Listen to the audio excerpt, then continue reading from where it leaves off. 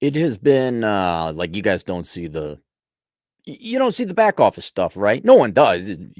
Everybody sees the finished product because why would you waste your time going to the factory to see your car being built? Might be cool for a field trip.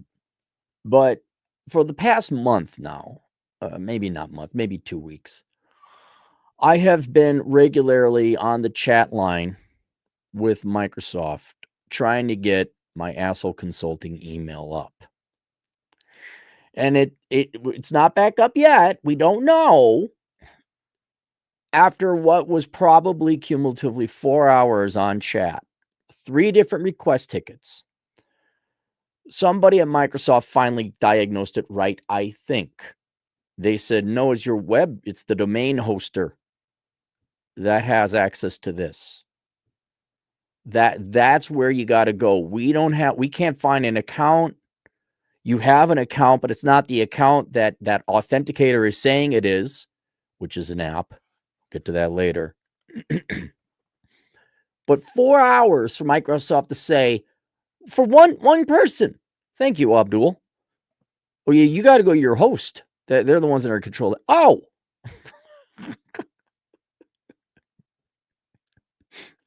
And you might be saying, but Cappy, why is it your email? You can't access your email. Why are you even on this adventure? Why are you on this super happy fun time? This is a little close. This is like Vince's dick in my face. Like, get that out of here. Well, let's go back 6 months ago, maybe even a year. I don't know. Time goes faster as you get older. About a year ago, because my email is hosted through Microsoft Outlook. It says, hey, you cannot opt into, you cannot deny, you have no choice. You need multi-factor authentication, MFA. I know all the words now because I've gotten about, the 4 hours is just me on chat. Then there's probably another 4 hours of me trying to figure out shit online myself. Learned all these words. You need Microsoft Authenticator. And if you know anything about Microsoft, they are they're a fat quasi monopoly. When you are fat, just like people on welfare who get free EBT cards because they need their Doritos, they get fat and lazy, or you're a rich bitch in the suburbs because mommy and daddy just buy you everything, you get fat and incompetent. And instead of providing a streamlined, easy, logical, basically 2 verification entry to access your email, they say you need Microsoft Authenticator. And like everything else at Microsoft, I'm not an IT guy, obviously, but best I could summarize it, you guys in the computer programming world, they have a monopoly product, so they never actually had to streamline or simplify their products. They just take old code, copy paste it onto the new code. That's why Microsoft operating systems just hog all your memory, because they've never gone in and actually cleaned up the code. Like, we can make it simpler. So over the decades, this bloat of code that is just that you take the current machine and you make it work, instead of like, we really got to swap out this part and provide much more cleaner, efficient script and code. And so it's the same thing with Authenticator. See, you need to install this on your phone, and then that way, when you log in or attempt to log into your email, you'll send a code to the authenticator. I just type it in. No, that'd be too easy. Could you just say, hey, here's a little program that allows, we'll send a text to your phone, and no, we need our own app.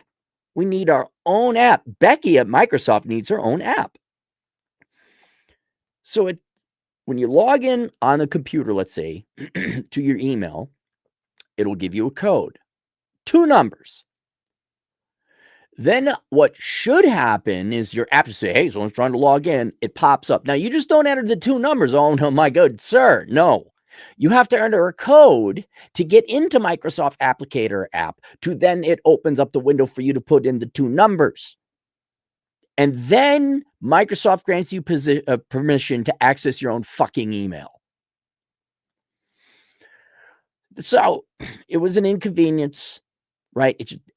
It's like your wife gaining half a pound every month. It slowly and slowly and slowly gets worse and worse and worse. And to the point it does break. There is a weight limit. There is a straw on the camel's back. And that straw was when I dared to switch from the phone I got back there, the battery of which was dying, to my new used phone. I swapped everything over, set up the account, and then I could not access my email.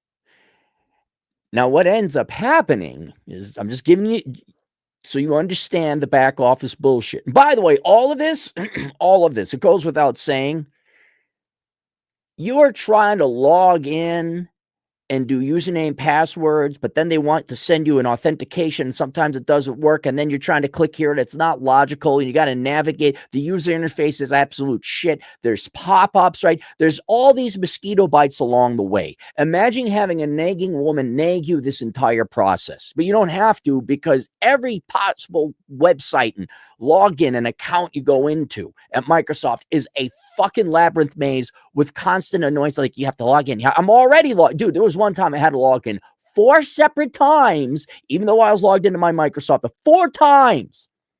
9 times? 9 times.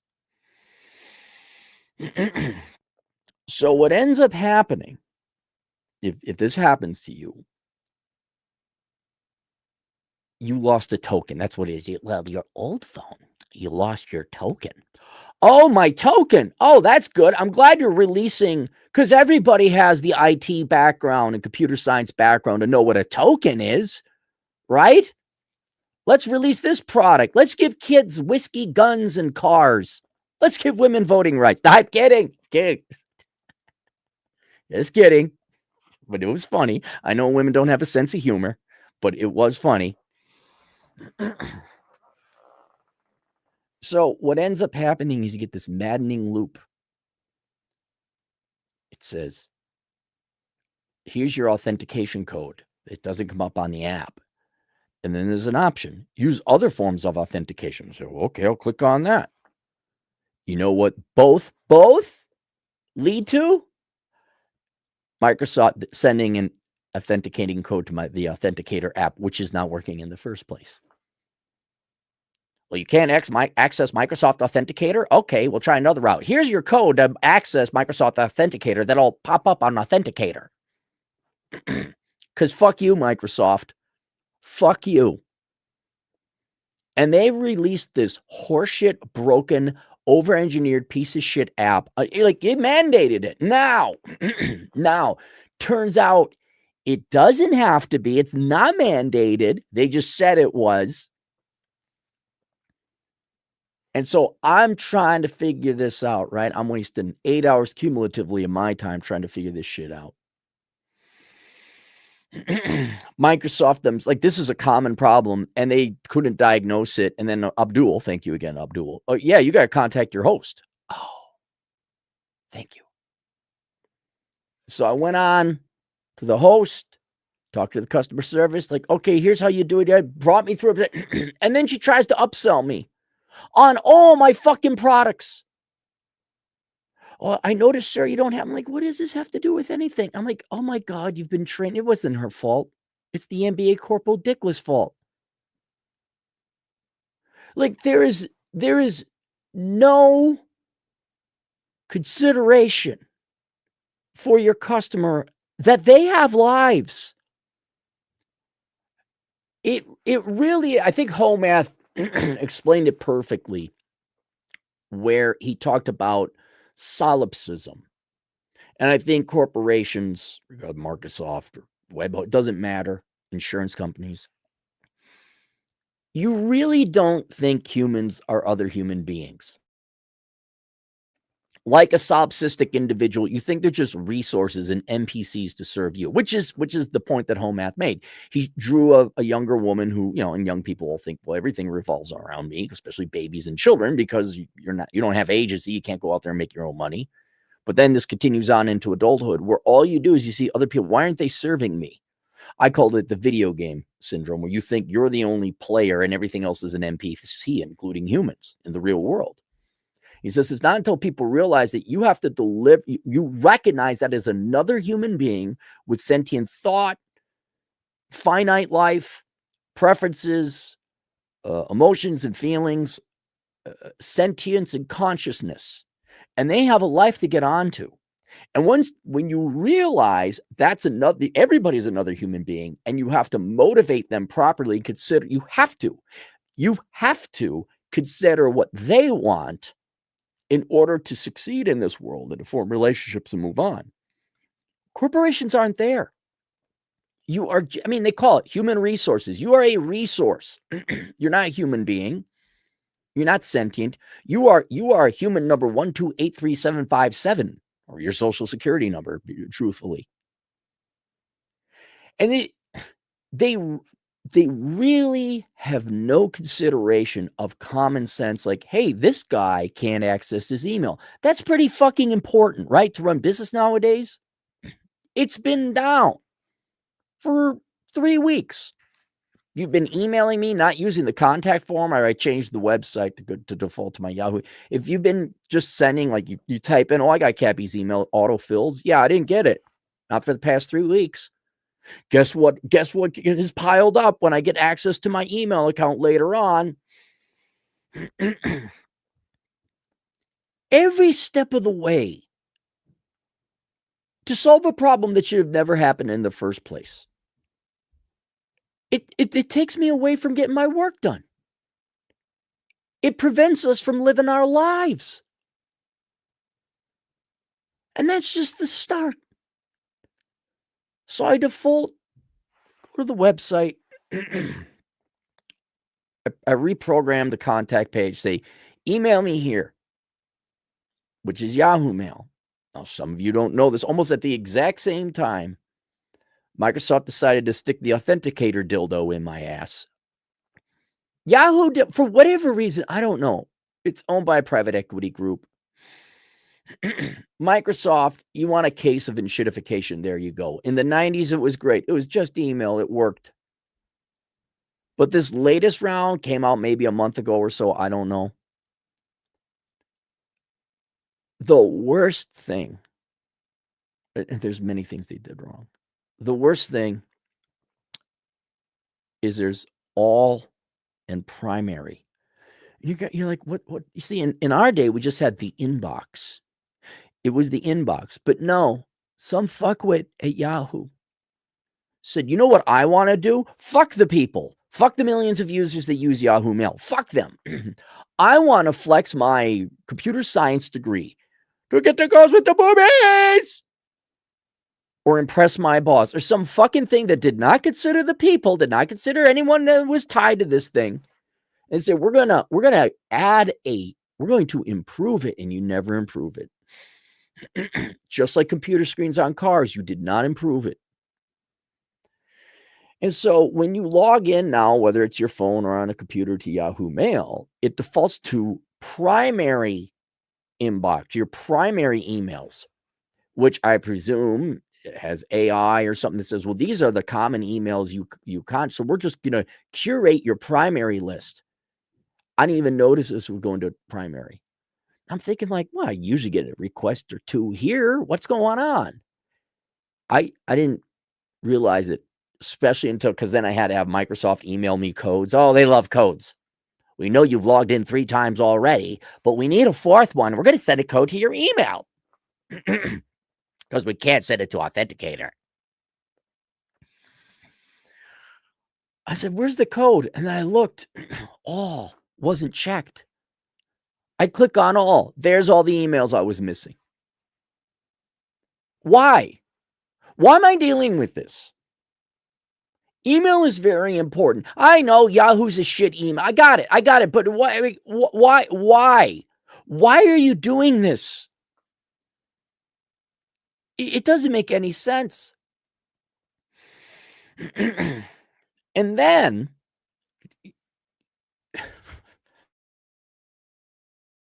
the number two of a shit ton of things I'm not going to go over about Yahoo Mail is Yahoo AI now summarizes your email for you at the very top.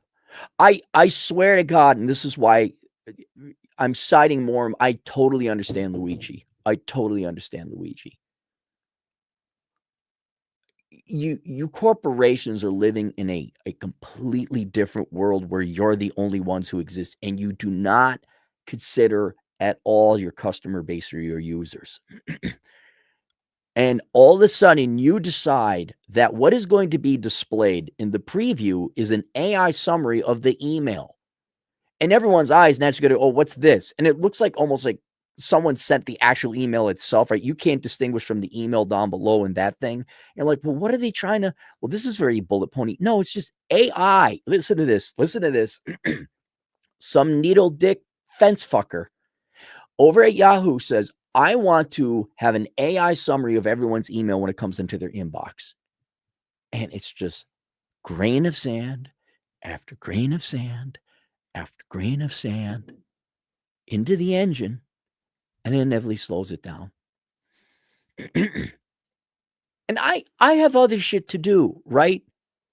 You guys have other shit to do. Inflation alone means we have to spend more time working, less time having fun or doing things ourselves. The enshittification and everybody not doing their fucking job means we have to do our own shit.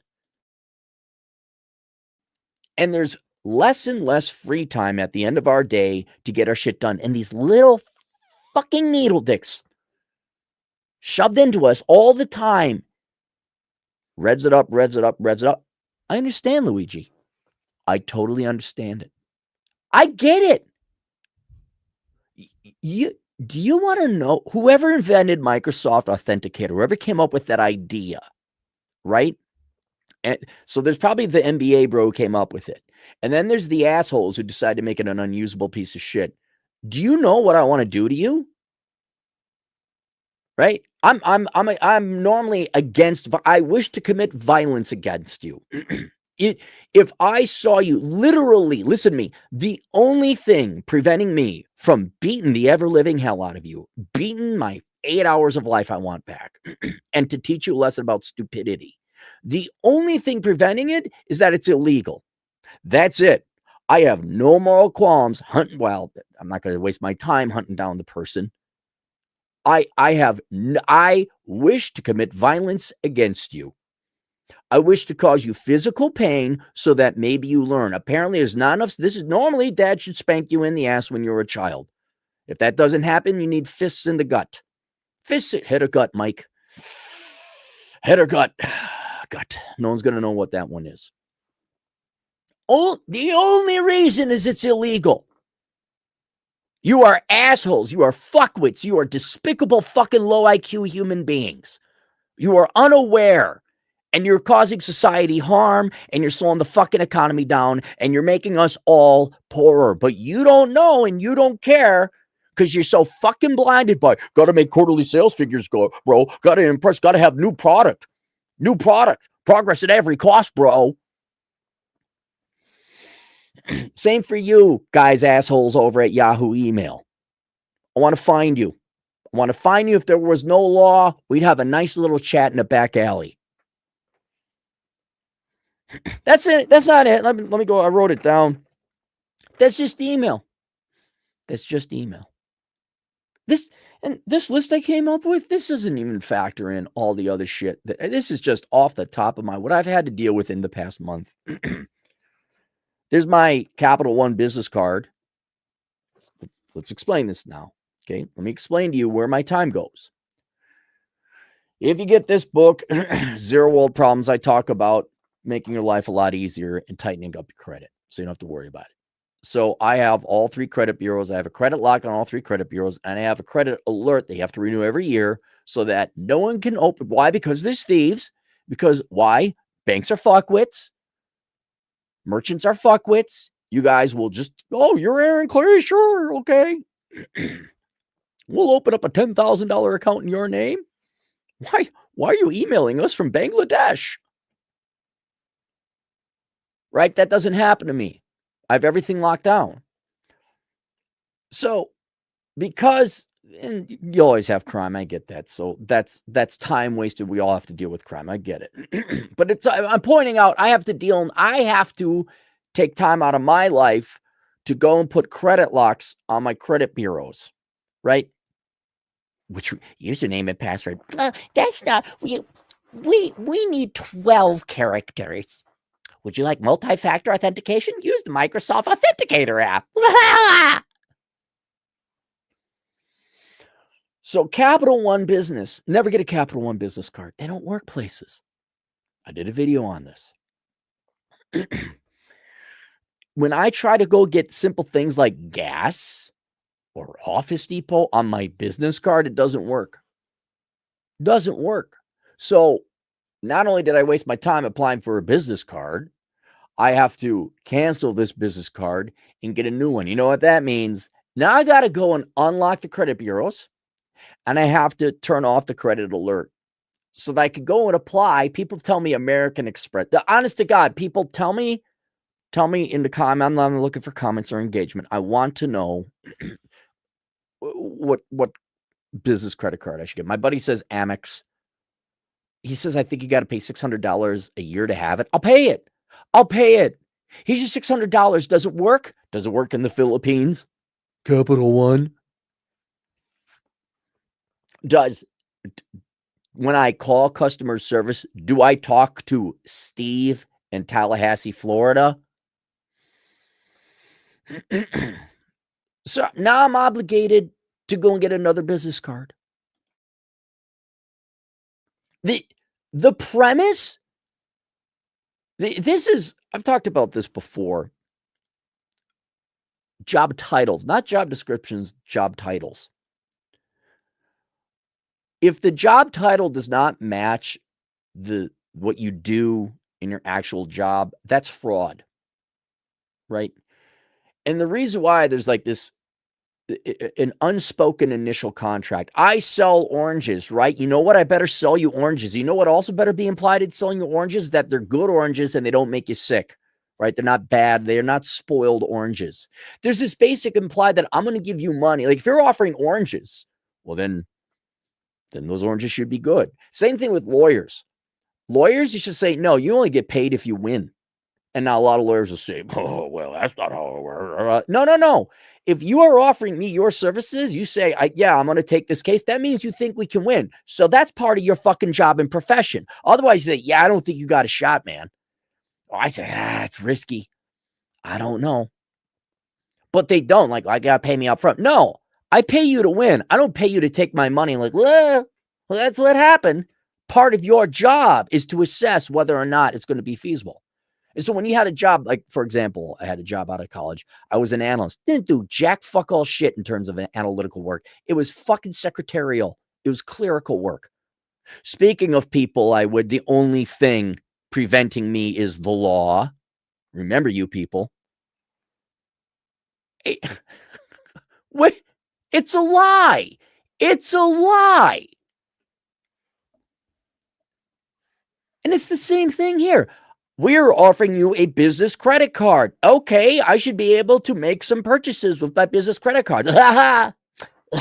Except, you see.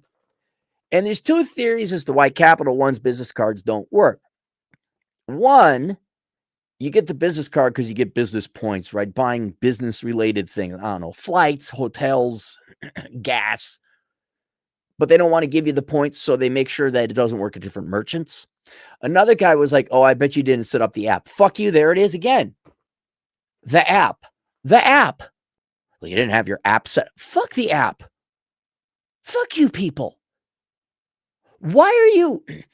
It's no different than girls that go on a date with you and give you blue balls. Remember this? Love your, you guys remember middle school, high school, college, and being married, right? Well, girls don't even make out with you when you're married now because you guys are married. Suckers. Girl with like, you can feel her boobies, but no, not the peen. I won't actually have it. No, I just want to be fondled and made out with, but I don't want to have sex. That's what that is. It's a tease. It's a lie. It's wasting your time. So I get to deal with that. I've been kicking that down the road because it's like, fuck, man. You know, if it was the only thing that screwed up, if I wasn't dealing with email issues or auto repair issues, or maybe I just like to fucking work. Did you notice yesterday how I was able to get about 4 videos done? Did you notice how going before that, there was barely any videos? Because I was dealing with shit. I wasn't producing new GDP. I wasn't contributing to the economy. I mean, I am repairing shit, but that doesn't improve your goods and services or your standards of living that you're using. Now, admittedly, I had to host Vlad Olkums. He came out, so that's another reason. But the majority of the reason I haven't been doing new shit, I came, God almighty, it's been 2 months. I was coming back from Montana. I'm like, I'm going to write my book.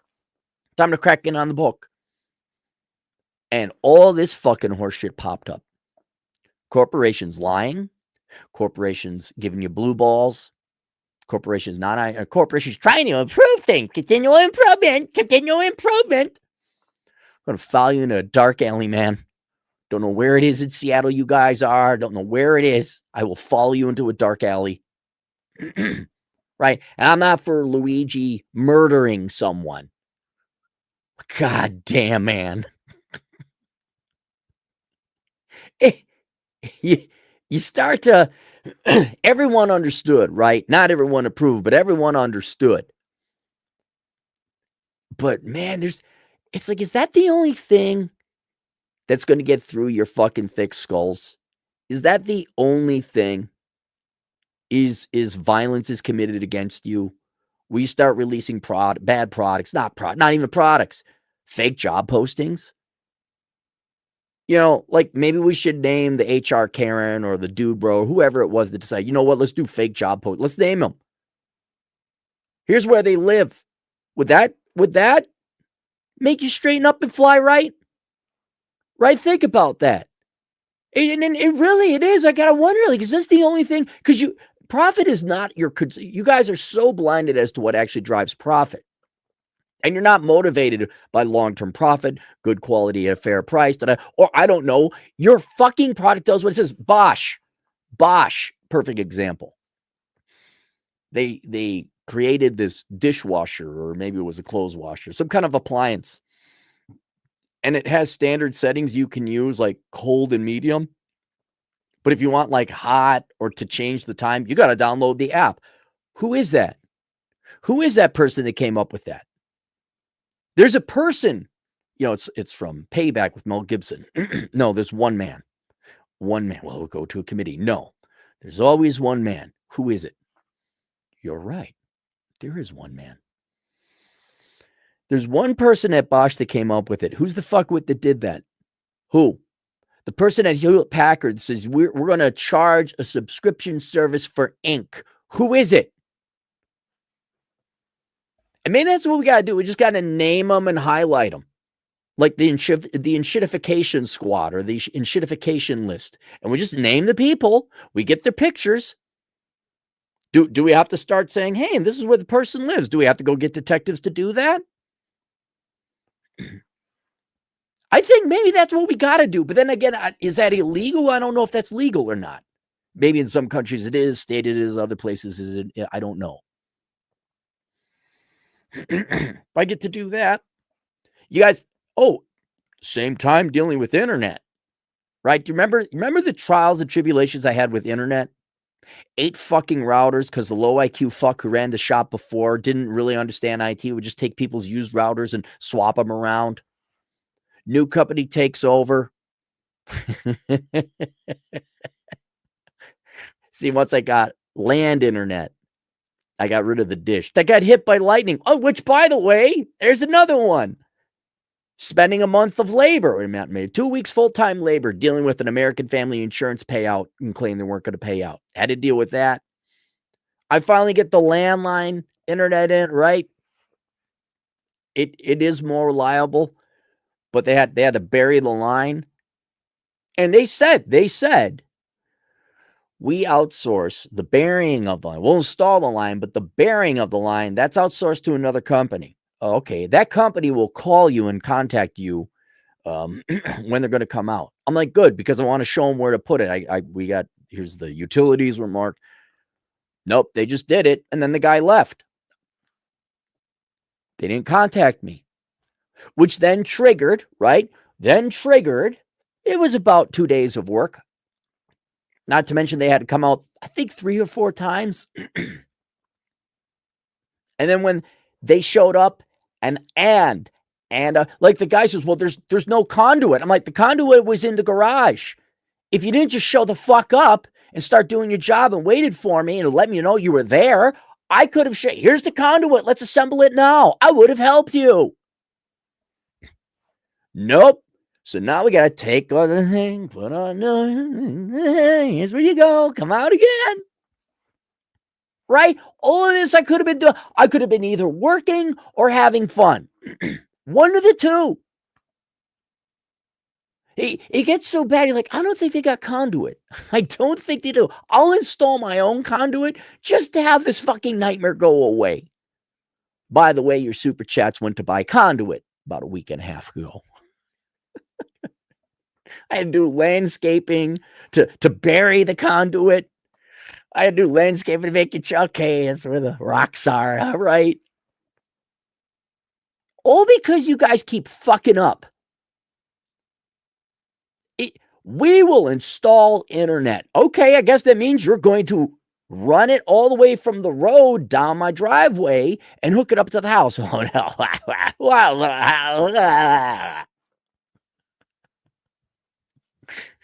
We did with that.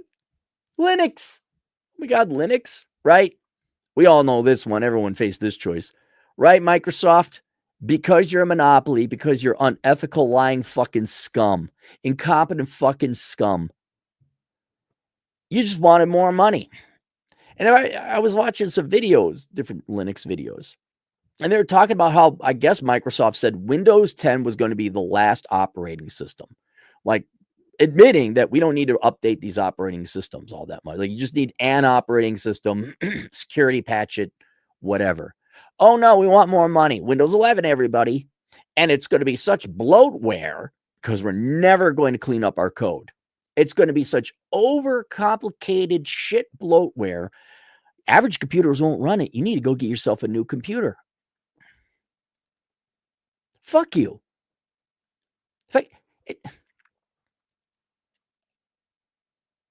What if this happened to me 25 years ago when I was young and poor, right? What heaven help you if you're a young person today or you got kids and both you and your wife got to work because your wife kept voting to take half your money away because Democrat socialist policies are great and we got Shaniqua needs her Doritos. Okay, let's be honest. And your children needed too. Right? Dude, I was downtown. This fat dad and at least she got her dad in there. This fat dad and this fat little, I don't think she was older than 6, just waddling across. Like, Jesus Christ. Can you just let your kid have a shot at, I know you're a fucking loser, but could you not ruin your kid's life and give her diabetes before she's double digits? Good God. Where was I going with that? Oh, I can't imagine having a family, having to work 2 jobs. Most people have to, but you didn't have to until you girls voted everyone else to be a slave to the welfare state. Or a young person just trying to get by, and now you got to go buy another. Dude, I couldn't afford the PS1 when it came out. I had to wait. I had to wait years to get it. And you just need a computer. They just need a fucking computer, guys. Heck, even I was listening. Microsoft was talking about how their next Xbox, the next generation console of Xbox, is going to be like the Rolls Royce, a luxury console. People are speculating it's going to cost $1,000. Do you? It's an aside, but it's related because, it's one thing if you're wealthy or you don't have kids to deal with this bullshit. At least I can keep up with it. I can't imagine if you're a family of 5 or a young person that's got to go to college and just doesn't have the money. But Microsoft, just like Harley Davidson and auto manufacturers, they are saying fuck the young people and fuck the poor. We're going to go with high margin luxury products that no normal person, no poor person, no beginning in life person, no young person can afford, which to me sounds contradictory. Fine, your Harley, you want to sell to banker baby boomers, go right the fuck ahead. Sell your $47,000 bike entry level. You're a video game company, you have a video game division, and they're speculating it's going to be $1,000 console. Who's going to buy that? Who? Oh, let me guess. Microsoft. I'm going to need a Microsoft account and Microsoft Authenticator. Oh, do you have an account? We're going to steal all your data. Dude, there's not going to be. I mean, there might be a Microsoft. There might be an Xbox next generation, but there's not going to be. It's not going to happen. It's just not going to. I mean, it'll be there, but no one's going to buy it. So I had to deal with Linux. Had to install that. That was one of the least painful processes, though. But still, we're talking 2 full days of work learning how to download the ISO, the file. Linux people like to give completely different words and names to things that already exist. To download the distro, meaning the operating system, and I had to checksum it. That's unique. And then install it, learn about BIOS for all the different computers I got. And then I had to tailor all the different software, learn new programs, very minor. But at the end of the day, it's 2 days. Microsoft, why do I have to waste 2 days of my life? Because you're going to try to stab me for another $500. Well, that's assuming real cheap. No, more like $1,000. Operating system is what, $200, $300 for Windows 11? And I got to go get a new computer, which is going to be at least $500. And for all you leftist corporations, right? Your goody two-shoes, we're Democrats. We help the right people. Oh, my God. We're so down with the cause, yo. Why do you make it impossible for young people and poor people to afford your shit?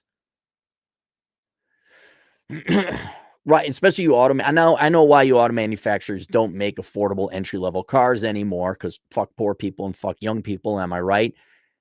Because Karen and those gas fuel efficiency standards the environmentalist wants make it that a small car, you don't make as much profit off of it because you have to like really over-engineer the car to get the fuel efficient. So let's just sell SUVs and trucks at starting at $50,000. So I had to waste my time installing Linux. And then the car. Let's talk about cars.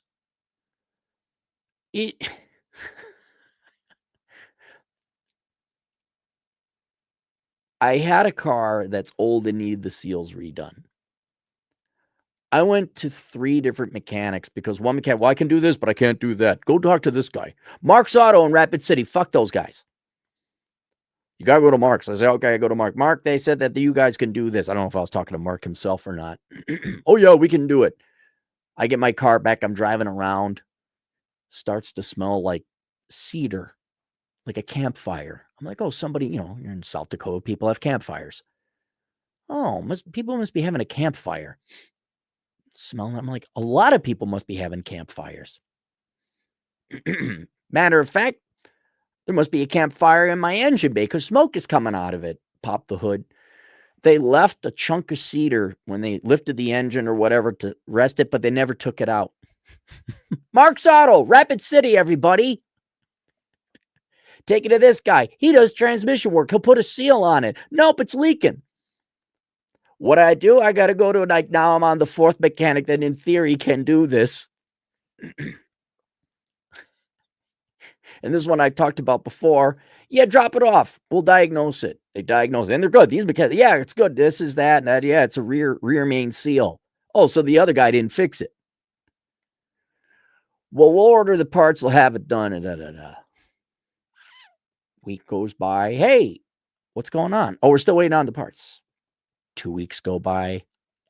I don't know if you guys knew this. People need their cars. Crazy. People just don't buy cars to look at them, apparently. Apparently, they use them for something. 3 weeks. Thank God I got my truck. Hey, where's the parts? I don't know. Where are they coming from?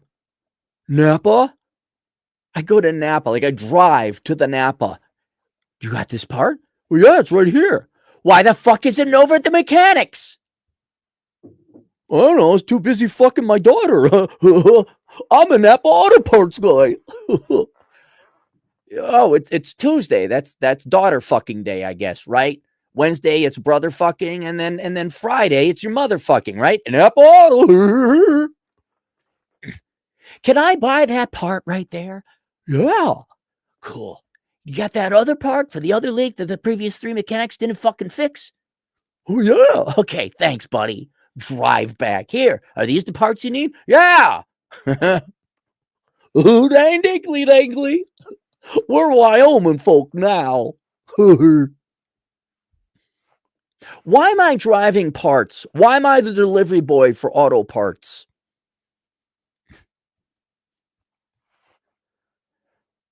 So I was doing that. What else we got here? Solar panels, right? Why did I get solar panels? The economics of it was not the main factor. The ROI is more or less break even.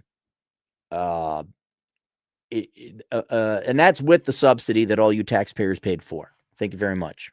Hey, Shaniko gets her Doritos. I get my solar panels subsidized. All right. That's how it works here.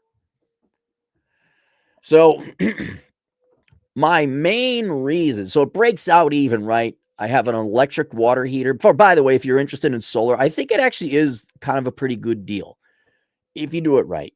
But you need an electric, like your appliances need to be electric. If you got an electric stove, an electric water heater, that'd be in the main one. And then I have an electric hot tub. The hot tub is electric. Then you run it at the right time. You wait till it's sunny out. You do your laundry during the daytime and all that time. I think it actually does make sense. I think in our lifetimes we'll see it where it does become cost beneficial. I think the ROI will be positive. But we're right on the cusp now, I would estimate. The main reason, though, wasn't finances. My main reason is I don't trust there are enough engineers or linemen like Thor. I don't believe there's enough people being graduated from our educational institutions, whether it's trade school or college, to keep the electric grid up. I also did it as a hedge against inflation because electricity, I mean, you guys talk about gold and silver being like intrinsic value. You know what really is intrinsic value? 1 kilowatt hour of electricity. Electricity is pretty standardized. And I don't know, do you like the commodity of electricity? I do. So I wanted to hedge against inflation that way and in case of a collapse, because you guys had Joey Biden there or whoever was in charge of him at that time. We're promoting everyone but the most qualified and talented people as Delta lands their planes upside down. I'm like, in terms of like survival and off grid, I kind of want electricity. Clean water, electricity, those kind of things. I bought it as a hedge against American incompetence. I bought it as a hedge against all you liberal arts and social science majors who aren't going to work real jobs and produce real things in the economy. So when we have brownouts and rolling brownouts and blackouts, I think they already have those in California. Oh, you guys don't have electricity? That's too bad. It's too bad. But at least you got a committee on girl bossing. At least you're a committee at the energy grid company. You guys have a girl boss committee, and you're donating time to help the poor orphaned horses of, Johnson County or some bullshit. At least you're doing. At least you're giving back to the community. You're not providing electricity, but you're giving back to the community because Becky has her social work degree, and the CEO wants to fuck Becky. That's where the resources go. I see. So then talk about solar panels. An electrician or electrical engineer says, yeah, but you need a hybrid system because if the grid goes down, your solar panels won't work. I'm like, what are you talking about? That was the whole point to get them, right? You're an analyst. Oh, so I'm going to analyze things? No, you're going to file in facts. Back alley. So my house isn't off the grid? No, because what they have to do, and this makes sense, if someone needs to work on the grid, right? Someone has to go work on the grid. It goes down for whatever reason, or they just want to do maintenance. They have to be able to take down the grid in that area. It can't be done here. It's got to be from downtown. We're talking a whole city grid. So while the electrical workers are repairing the grid, let's just say, in my neighborhood, if my solar panels are hooked up to it, it's generating an electric current and it can shock them. I get it. Why wasn't I told that when it was being installed? I need it to be off the grid. So when the grid goes down, I get my fucking electricity. I got to call that. There's not one fucking transaction in this economy that doesn't involve fuckery or a half truth or some maintenance or some bullshit. And what I got, and just to add herpes to gonorrhea, wait, there's another fuck up. No, it wasn't a fuck up. I need to renew my LLC at the New Mexico Secretary of State. Why New Mexico? Because it's anonymous. I go through a registered agent. But every year you got to renew your LLC. Go to the Secretary of State, you file it. I keep forgetting because I have 2 LLCs. And I keep forgetting when are their renewal dates because it's not year end or like a tax year. It's when you filed it. So I said there's got to be an email service out there where it will send me an annual email 2 weeks before these things come due and I renew it, right? Just a simple fucking thing so I don't forget. And that way I save money. I don't rely on the registered agent to do it for me because they charge for 2 minutes of work. They charge about $80. It's like, no. I'll do it myself. So I search. And it's the same thing. I'll show you another one. Don't worry, I'm going somewhere with this story. As you know, I have a podcast, which means I just created a different thumbnail, called Good Monday Morning Girl Bosses of America. And I go through how successful and happy women are in this country, girl bossing and doing what they were told by their feminist overlords since 1980. I'm like, I should have an intro to Good Monday Morning Girl Boss. And I had a simple idea. It would just be, I'm a girl boss. I'm a girl boss. Pay me money. Need my rent paid. I'm a girl boss. Like really simple. I'm thinking like, well, wait, I should be able to find that. Like a very simple, basic beat music. And then I thought, well, maybe I'd have a robot do it. I'm a girl boss, up. I'm a girl boss, up. Just something short and sweet. So there should be like AI robot generated voices, right? Fuck, man.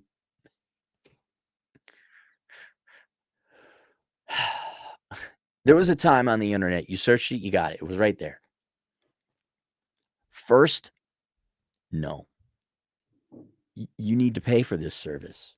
Second, you search free AI generated robot voice. Hey, yeah, we do that. And you go to the website, you try to find it, and you can already tell they're trying to market to you. And then you find out, oh no, you need to create an account. So they'll let you create the voice, right? You say type it out. To download, create an account. Dark fucking alley. And after trying like 4 or 5 websites, okay, free, no sign in, no account, AI generated robot voice. I wasted 15 minutes of my time. I'm like, I just need to hire Shark Toss. That's what I should have done. Should have done that right off the bat. Here, you deal with this. Similar thing with this email reminder service.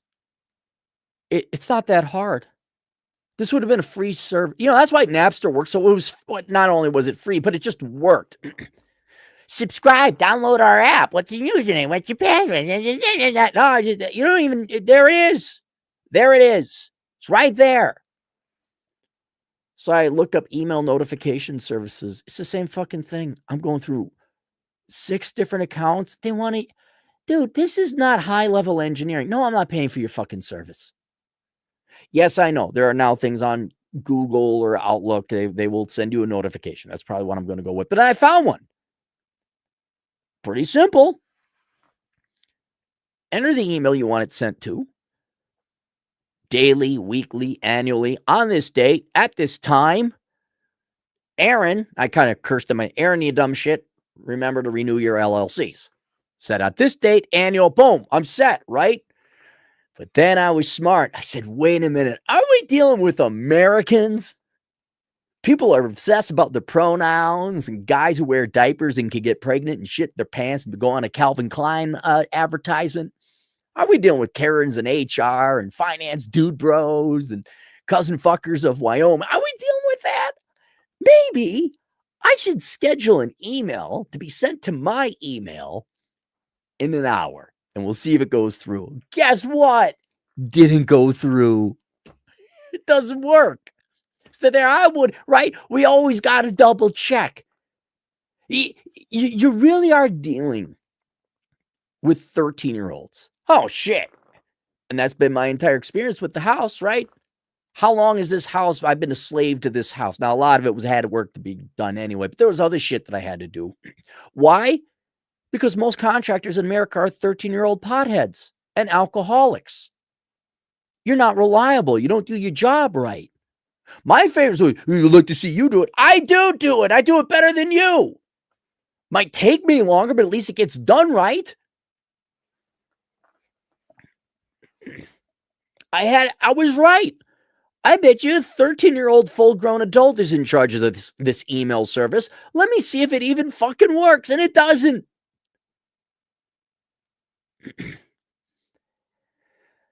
I've said it before and I'll mention again. When I add up the entire totality, just this month alone, just this month, I don't know what it must have been at least 30 hours a week dealing with faulty products, other people's mistakes, and shitification and improved products. I'd say it was 30 hours a week, somewhere around there. Some of the things limited, like I can't access my email. We'll find out if I can access it later. Had to go talk to Paul at the Come On Man podcast. I'm like, hey, you're an IT guy. Can we? Like, we'll try this, but if not, we're going to. Oh, yes. And by the way, obviously, if I ever get my email back, I am immediately switching from Microsoft to what's the one you wanted? Was it Thunderbird email or Proton? And Paul's going to help me switch. Fuck you, Microsoft. Never use Microsoft products. Not because of what they did to me. The products just suck. They fucking suck. So now I get to do that. I could have had a book written by today. It was 2 months I came back from Montana. I was on my bike. I'm like, yeah, I could do this. I'm thinking, because when you ride your motorcycle, you can't really listen to music or anything like that. And you think like, yeah, and I was really motivated. Nope, everything just got sucked right out of me. And I got to imagine that's happening to everybody else, where you're not creating new products, new tangible GDP and production, new goods and services that are actually going to improve everyone's standards of living. Right? It's just dealing with shit products. American Family Insurance. You don't offer a product. You're a scam. We're going to take your money and do everything we can to not pay it out. Now I got to deal with that. And just this list I've gone over with alone, it's everything. It's all over the place. Every fucking product you try, every tried service, it's all over. And I know, don't get me wrong. Yeah, the welfare state, that's the number one thing lowering your standards of living. Or is it? Because I would say this shit, where your products never work, people don't do what they say on time, it obligates you to be a slave to cleaning up corporations' messes and corporate, not big corporations necessarily either, but just companies' incompetence. That's costing you probably just as much as the welfare state. Because what free time you have, you don't get it. You got to deal cleaning up everybody else's mistakes. You don't get to spend time with your kids. You don't get to go on the treadmill or go hike or enjoy life or get in shape and have good sex. You're on fucking customer support. Saying, hey, what the fuck is going on? Oh, Becky in marketing thought it'd be a great idea to have Microsoft Authenticator. And Punjab decided to over-engineer it so he could impress his boss so that someday he might get the girl with the boobies. And every single one of us suffers. And you could be Louis Rossman. You could be Josh Fluke on the labor side of things. You could just be a common sense person saying, this isn't working. This isn't tolerable. This is not sustainable. These corporations and the people that lead them, I think they're deaf to it. They're in some kind of bubble, an echo chamber, or not, but they got horse body. Like, there's no way the outside world ever gets for their own long-term interests. Electronic Arts, perfect example. Andrew Wilson, not to be confused with Rachel Wilson's husband, different Andrew. Andrew Wilson, the CEO of Electronic Arts. Like, I don't even think he plays video games. It's a video game company. And he let, under his reign, a video game called Dragon Age Veilguard occur, where it was just all about trans identity politics. It's supposed to be like a Dungeons and Dragons, Wizards and Warlocks type of thing. And it wasn't. It was all trans leftist horseshit. And I guess it was like $100 million budget. Wasn't small change. What the fuck are you doing, Andrew? He's too busy. I don't know what he's doing. I don't know if it's MBA brain where you think everything is metrics and numbers and da-da-da. I don't know if it's... It certainly is some of that where you, at all costs, you must maximize shareholder value to the point the only strategy left for you guys, because all other means have been streamlined and optimized, the only thing left for you guys is to cut costs by cutting quality and jacking up the price and alienating your customer base. I think that's definitely driving them. So they in doing so, they ironically do not maximize shareholder value. Because look at Disney, look at Target. I think we could look at Electronic Arts, but they were bought out. You're so focused on trying to impress your boss, girls with the boobies, maximize shareholder value. It's not just because you could, you never asked if you should, without able to think a full year ahead and say, what happens, P.F. Chang, right? What happens when we serve sawdust instead of Chinese food and hope our customer base don't know the difference as we charge them $40 a plate? It won't last. Don't get me wrong. It won't last. But there's no getting through that blind pursuit in that echo chamber, in that corporate echo chamber, to maximize product, whatever, maximize profit, get the promotion, all that, while also abandoning the concept that the customer is number one. Ford's a perfect example. They outsourced their engineering to overseas, Mexico, and Stellantis did North Africa.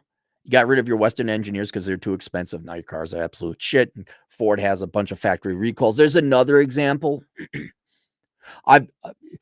This is a crisis. It's in its own right. Young people need certain things like housing and cars and education, none of which is affordable because you've got maximize profits. What's going to happen when your generation, Harley Davidson, what's going to happen? This is a perfect example. What's going to happen when young people can't afford, not that young people can't afford a Harley, they can't. What's going to happen to your current business model where it's like, we're relying on upper middle income bachelors and men to buy our luxury Harleys? Yeah, this generation, and when they die and no one bought a Harley before because they couldn't get an entry-level Harley, there's not going to be, you've lost your market. Your market is basically just hook up a heart monitor to the baby boomer generation. When that flatlines, you guys are done because you didn't curate or cultivate another generation of Harley owners or car owners.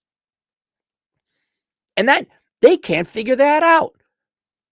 They can't figure out, we need to make things affordable and quality. It's just enshittify and shitify and shitify, maximize profit, number go up for the next 2 quarters.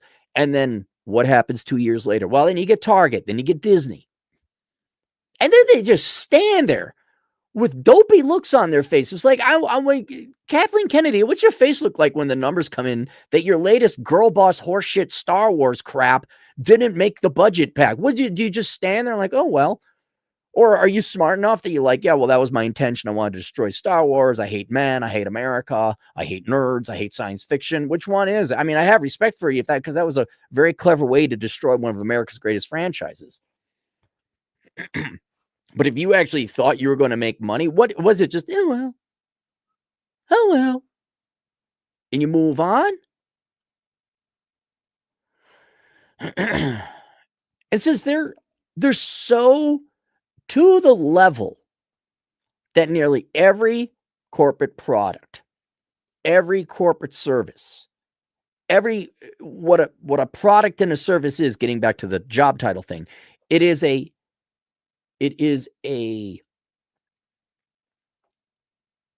statement, almost a promise. We are going to provide you product X, that they renege on and break that promise, right? Perfect example, the battery sweater I had is basically an electric blanket in the form of a sweater. You hook it up to a battery, it keeps you warm in winter. I loved it. Well, it broke. Broke after 2 years. Girlfriend got me another one. It was the most shitified team move, like that, the same company, but they just absolutely cut the quality to shit. It didn't even last like 6 months. When you lie to the American public or any going public about literally every product and service you create by saying, yes, this electric sweater will work, this motorcycle will work, this car will work, or your education will get you a job, and none of them deliver on that, or there is always some complicated fuckery with it, you're ruining people's lives, they're wasting their money, you're enslaving them to now have to babysit you and go find a new replacement that's going to be equally shitty. And you know what? They're, in the spirit of Luigi, 100% right. I'm not advocating violence because you end up in jail. But I think it was Reen sent the question. He said, and I apologize if it wasn't Reen. They said, when does Luigi go from a murderer to a hero of the French Revolution? Like, when do you go from murderer to revolutionary?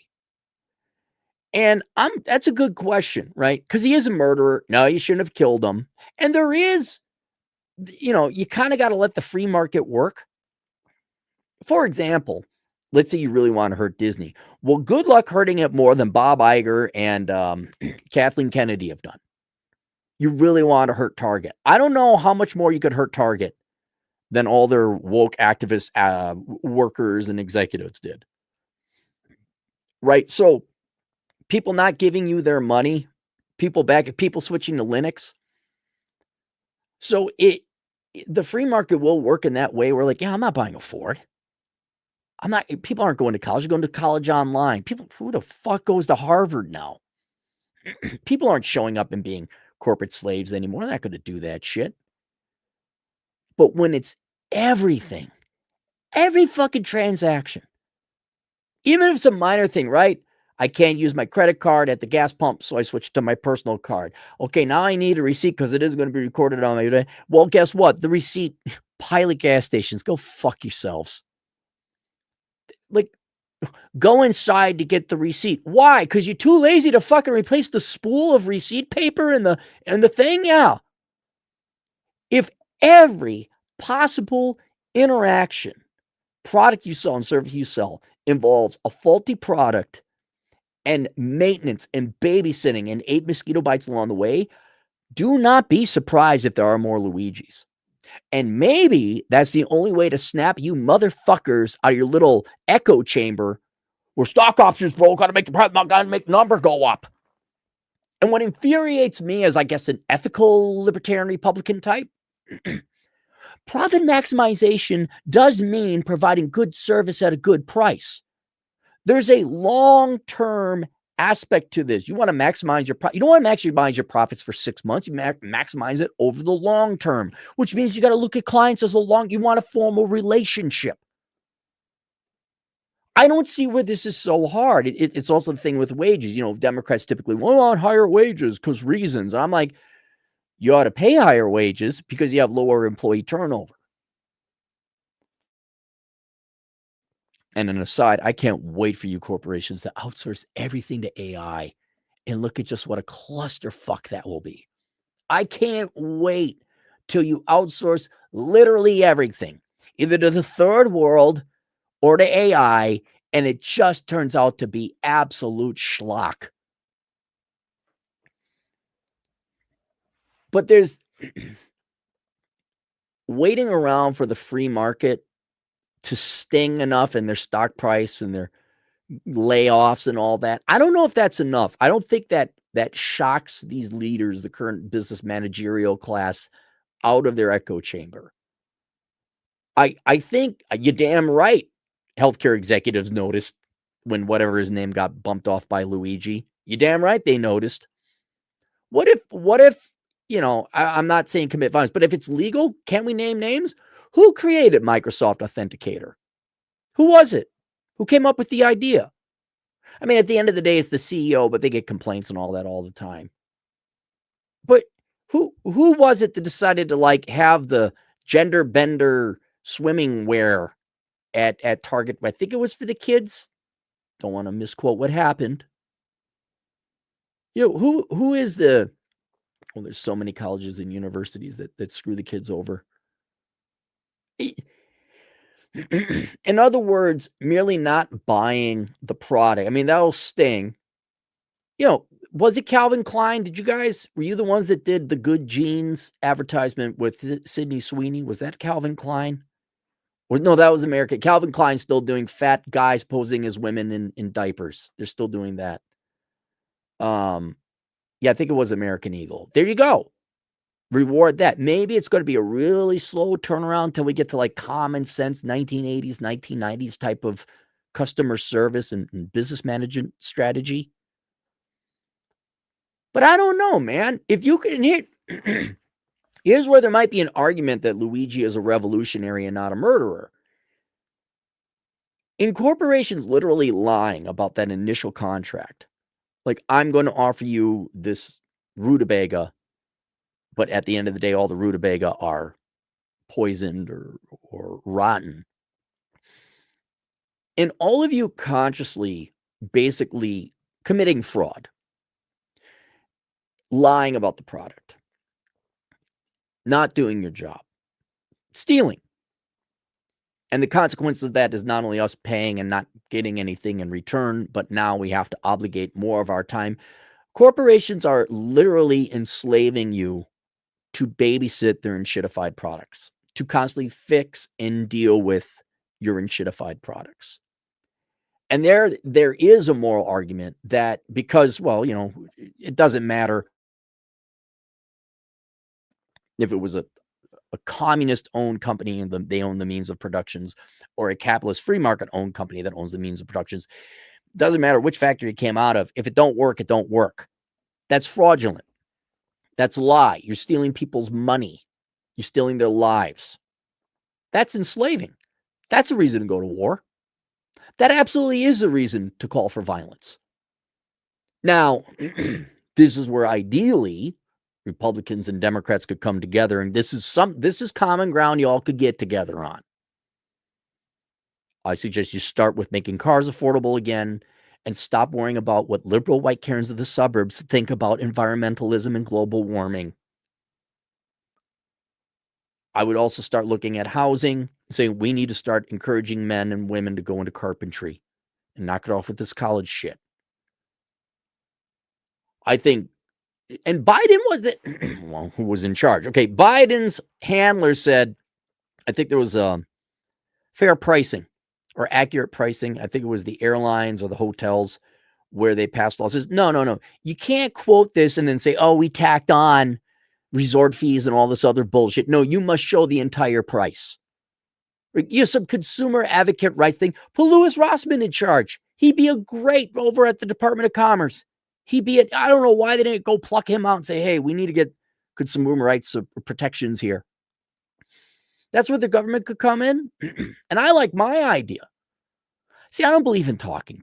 No one does anything unless there's pain or the threat of pain. That's why I'd come in and we'd reenact was it Goodfellas or Capone, where Robert De Niro's got the bat and he's giving the speech and he's walking behind people. That's what I would do. There'd be a come to Jesus meeting where I get every fucking corporate CEO, like all of them, not just the S&P 500, all of them. I say, this is what's going to happen. You're going to start delivering on your words. Your words now have meaning. If you offer an analyst position, they better be fucking analyzing shit. If I find any one of you motherfuckers is posting fake jobs, this is what I'm going to do to you. And then I pull back a curtain, and there would be Chaz Chazerton, Dick Suck the Fourth, inherited CEO of the Chazerton Corporation that posted fake jobs. I say, look at Chaz, look at him over there. Oh yeah, he's dead. That's his corpse. But look at what we did to him. Oh my God. See what happens when you post fake jobs? And then I pull all the auto manufacturers like, hey, what's up, buddy? I noticed your cheapest car is $32,000. Now, where are the young people supposed to buy that? I hear you got a lot of recalls. Ford, hey, buddy, how you doing, Ford? Oh, look at all those recalls you got. Guess what's going to happen? And all of a sudden, oh my God, there'd be a change. But this will all be behind closed doors. One day, there'd be Bob Iger strapping on a strap on and have one right up your ass. And the next day, Disney is now announcing interesting shows coming out that are original and do not involve politics. Who's got the strap on now there, Bob? There is a movie that Lucy and the Football. I saw a preview for The Running Man starring the good-looking, cocky blonde guy from Top Gun Maverick. I forget his name. Him and Henry Cavill should be there. You had and Michael B. Jordan. You guys had your superheroes of this era.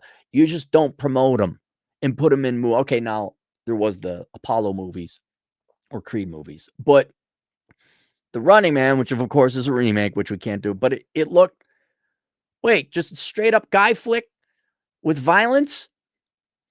Okay, starring this guy who's a really good actor. He was such an arrogant asshole in Top Gun Maverick. He played that part great. He was as good as the actress who played the evil teacher lady in Harry Potter series, that gal. Those two, where they just play hateable character. Oh, they were so good. He's in this movie. And now I'm like, should I kick that football? Are you going to fuck me over like The Accountant 2, where everything's great except for the final assault because you obviously talked to some California rich kid to write up the assault on the compound who's never fired a gun in his or her life? I'm kind of tempted to go see that one. But I don't know. I mean, literally. And this is, here's another reason you corporations better get hip to the jive as to what creates actual long-term shareholder value. Long-term. People are going to get exhausted. People are going to go Amish. People, like, if I go out and every time I get fucked over and your product doesn't work, I'll just do it without your products. Like right now, I'm at the debate. Okay, do I put a new transmission in my truck or my truck is 23 years old. Or do I go buy a newer used truck? And I'm kind of like, I'm certainly not buying anything later than 2018. I'm certainly not buying new vehicle. I'll never buy a new vehicle. Even if I had the money, why would I buy problems and pains and recalls and nagging digital women in my car and a computer screen and all this gay shit? I got to hit the button. And did you see? Oh my God. Speaking of people I need to find in a alley, although this isn't anything unethical, the dial transmission. Have you seen the dial? It's not the pole. It's not the shift stick. It's a dial. Drive, reverse, neutral. Fuck you, Karen. Fucking, I want a key. Give me a fucking key. But I'm not buying new cars. There's nothing out there I want to buy. There is nothing. Because it may have been, like video games, perfect example. You go buy this game, you go buy that, and I go to GameStop, I buy 3 or 4 games on clearance. Maybe one would be good. And the others I either sell back to GameStop or just throw them away. I don't have time, and I go look up reviews like, maybe this is all right. And thank God you guys introduced me to the Yakuza series. It's a spectacular series. That's been consuming a lot of my time. I'm not, literally every product coming out, I'm not buying Ghost of Yotai. It's anti-American, anti-male, anti-capitalism, anti-freedom, anti-fa leftist horseshit. Oh, yeah, and by the way, the end, in Edo period Japan, are 2 lesbian samurai raising an adopted child. Fuck you. I just want my freedom, man. And you corporations, here's another thing long-term you corporations might want to think about. It's all about consumer spending, right? Was it 2/3 of the U.S. economy is consumer spending? Consumer spending, consumer sentiment, consumer confidence. Oh my God, spend. Oh, we got to lower interest rates. People spend more money. You know what? You're putting a real big blunt on that. You are training people to not buy shit because it doesn't work. And when Americans are like, we're not buying that shit anymore. I'm not buying your crap. What are you going to do? You want to talk about a real recession? A dearth of consumer spending recession, I think it would be good for America. One, because then we have less anger and hatred and headache dealing with your fucking crap and flawed products or your products that just don't fucking work. We're saving money, although ironically, what would you buy with it? You're going to drive people to save their money and pay down their debts is what they're going to, because they're not going to be buying shit. The money will start to add up. They say, well, what do we do? I guess we just pay down our debts. Or I throw money into a 401k, or maybe I get some healthcare, get some dental work. It's going to be a really boring fucking country. No one's going to go to the movies. No one's going to buy your video games. No one's getting your cars. No one's getting the fun shit. But they are. Maybe they'll go outside and hike. Maybe this is the biggest blessing in disguise. Corporations making it literally impossible to buy and consume your products. Someone says, fuck it, we're Amish now with modern day technology. I'm going to go so far as that men and women would lose weight and start having good sex again, because there's a group of people that don't view sex as a fun luxury or activity. They view it as a chore and oppression. I won't say who that is. I'll say who it is. I kid about that one. Only about 80% of the people, I think you guys know who I'm talking about, find it to be a chore and oppression. There's 20% that enjoy it. They're like, oh, this is fun. Like, yeah, I like you. Yeah, it is. Yeah. You're a chocolate ice creamist. But it is going to go that way. Really, like, you guys do it right. The young people already. You're not buying new cars. You're not buying new motorcycles. You don't go to nightclubs. You don't go out to dinner, largely because you can't afford it. I get it. And then you will find other things to do. You will find other things to do. You're not going to go to home improvement stores because you rent. Why would you go to a home improvement store? You're not going to go out at night. But what you will do, probably play video games, go on social media, stay at home, hang out with your buddies. I know there's a bump of people going to church. Wonder if the fraternal orders are getting more applicants. But really, if corporations are not going to provide products that work, you're not going to essentially provide us our fun or our recreation or our leisure. Right, Vegas, right? Right, Vegas casinos, you got real good and used to fucking people over, lying, stealing. Still waiting on Resorts World to get back to me about my buddy that you charged twice for his hotel rooms. Let me know when that happens. People don't go to Vegas. Imagine that. People don't like getting screwed over. I don't know what you're going to do for fun, but it's going to be back at home. It's going to be Little House on the Prairie. Maybe it'll be the local town dance or something like that, assuming the electronics even work. Oh, let me do the emails. What do I want to do?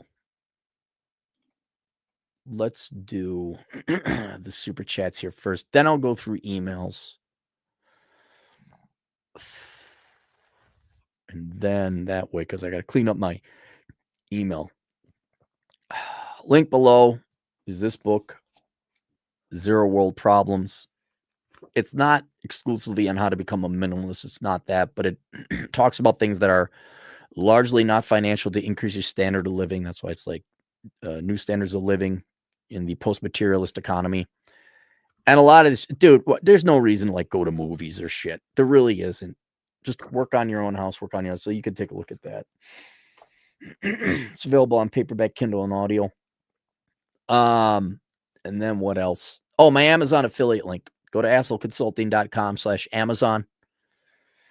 Click on that banner or the link and do all your Amazon shopping there. I get a 5% commission or cut. You don't pay anything extra. Also, you need to use your computer, not your app, not the phone. The phone is evil. And you do not need Microsoft Authenticator. Let us go to the super chats. Jolly Rancher Ninja Turtle, $5. I'm very happy. Oh, Battletoads, I remember that.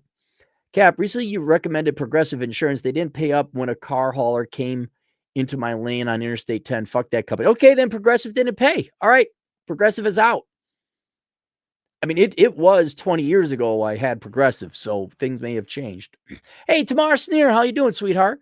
$5. I had the same problem. Try going to the blocked numbers in your phone and unblock them. Oh, is that what it is? That might, well, it's moot now. I'm done with I was already done with Microsoft operating system. I'm not doing, no, buy Outlook, buy Microsoft. All you had to do was make a good product at a fair price that worked. That's all you had to do, Microsoft. But you play the fuck around game. You don't have to know. €2. Stocks, do you do intrinsic valuation or pricing? I do fundamental valuation and pricing. Like, discounted cash flow. I mean, theoretically, that is what the value of a stock should be. You take all your future cash flows of a stock, you discount it by the cost of capital and inflation, and then you have a current day value of that stock. The problem is, what are all the future cash flows of the company? Which makes discounted cash flow a worthless metric. I mean, it gives you a number, but it's very theoretical. I prefer a more current valuation, which is market inference pricing. You take the PE ratio of an industry, which you can look up. Boy, it's been ages since I did that. I remember you can find the PE ratio of the S&P 500 easy. Where did I go? Did I have to go to Bloomberg terminals for that? This is so long ago. You take the PE ratio of a company, you apply it to the current earnings of the firm, and then you look at other fundamentals of the firm. Are they better or worse than the industry? So that's how I would value stocks. But it's a losing proposition because you're trying to predict the future, and I just do index investing now. I don't even bother with that fucking shit. To the chickens, $5. Car has screen. Cool. Now I can read the error codes directly off the screen car. No, fuck you. Exactly. I don't want a screen. I'm not getting a car with a screen. It's not going to happen. I will buy some old classic car and rebuild it if I have to. I am not getting a screen. I don't even like the electric windows. And I'm sure the fuck not getting the dial. Daniel Caldwell, 20 generous dollars. Why do people love politics when there are so many negatives to it? That is a good question. Let me attempt to answer. One, you have a natural concern for your future and safety. And there are two groups of people employing two different types of strategies for scaring their safety. One is producers and the other is parasites. Producers want to be left the fuck alone, produce their shit, and not have anyone take it away from them. Parasites don't want to work and want other people to pay for their shit. And where it comes to a crossroads is we are in a democracy where short-term thinking, lazy, evil, or just naive, perhaps even well-intended people, named the Democrats, leftists, vote to take other people. They vote to take producer money and give it to the parasites. And now that we've had the welfare state for about 60 years, you have generations now of people who are just accustomed to that. And in their minds, anyone says no tax cut and we're going to cut your EBT, that threatens their lifestyle. So they are equally. So one is getting enslaved and taxed. The other is having their slaves run away or offer or demand not to pay as much. And both people's livelihoods are threatened by the other. Now, you should get rid of the parasite class. I don't mean execute or anything. You need to educate them. Stop teaching them victimhood. Stop teaching majoring. Basically get rid of the public school teachers. You have to be honest. Like, no, look, we all got to work. We're all going to become producers. There'll be no parasites. You get to keep what you make. But that's why people are so invested in it, because it more or less has a direct effect on their life. Why do people hate Democrats and why do people hate Republicans? Because one group is threatening their way of life. People hate Democrats because they're parasitic and they enslave us partially to pay for shit of other people. People hate Republicans. Republicans are like, no, I'm going to keep my shit. I'm not going to pay your shit. They're like, oh my God, my children and my babies, how are they going to eat their Doritos on EBT cards? Because they don't know anybody. Like, yeah, maybe you should fucking work. And what right to other people's time do you have? Then I would also say another reason people are so engrossed with politics is they got nothing else to do in life. Like, I don't pay attention to politics. Me having to advise young people how to navigate this fucking nightmare, you're not invariably pulled into it. But I don't pay attention to politics. That's why when this is done, I go do fucking other shit. Like work on my fucking email and my cars and everything else that doesn't work in this nation. We're really going to become a third world. That's really what it's coming down to. We're becoming the third world where no one honors the word. Everyone's trying to screw each other over and nothing gets done. Daniel Caldwell, 20 generous dollars. Another question. Why are mothers more controlling and narcissistic than fathers? Ooh. Don't know. That's a Jordan Peterson question. That's a Rollo question. I don't know. They are more neurotic. Women tend to, on the whatever, the 5 attributes test, if you believe that women are more neurotic. They're more worried about every little petty fucking bullshit thing. That much is true. If I have just to take a step, because he paid $20, I gotta give you an answer. Forget psychology and evolutionary psychology and all that. Historically, men have had to deal with reality. Men do 2 things. We do 3 things. We deal with reality. We fight back and protect our family, our women and children from reality. And then we carve out a living from reality. And in doing so, we evolved, I would say, to have a very practical, no bullshit attitude when it comes to living in the real world. Because we die otherwise. Not to mention we had to support our family and kids. However, in doing so, we also shielded women and children from the horrific shit of reality. War, starvation, tribe. Sometimes it would break through, right? The winning tribe would win or the disease would come in. So women and children weren't completely shielded. Sometimes we'd fail. But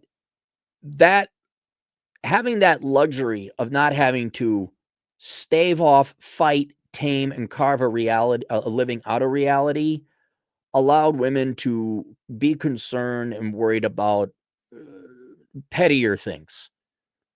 Why is Becky not inviting me to the hut? Why is Trisha not sharing her thatch collection with me? I don't like Teresa because she grabbed all the good rocks. I'm talking caveman days, right? Just the petty middle school bullshit.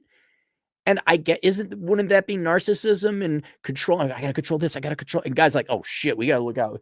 Men react to reality. Women have the environment shielded from harshness to kind of more control. And I guess that plays out in theory where you're at a home. Who does the interior decorating? Predominantly women. I want this, I want that, I want that to be nice. Like, I'll give you another example. And I don't think it's narcissist. I just think it's different priorities. I don't fold my clothes. I mean, my shirts and my suits, I'll hang them up. Yes, so I'll hang those up. I'm not folding my socks. Girlfriend folds socks. What the fuck are you doing?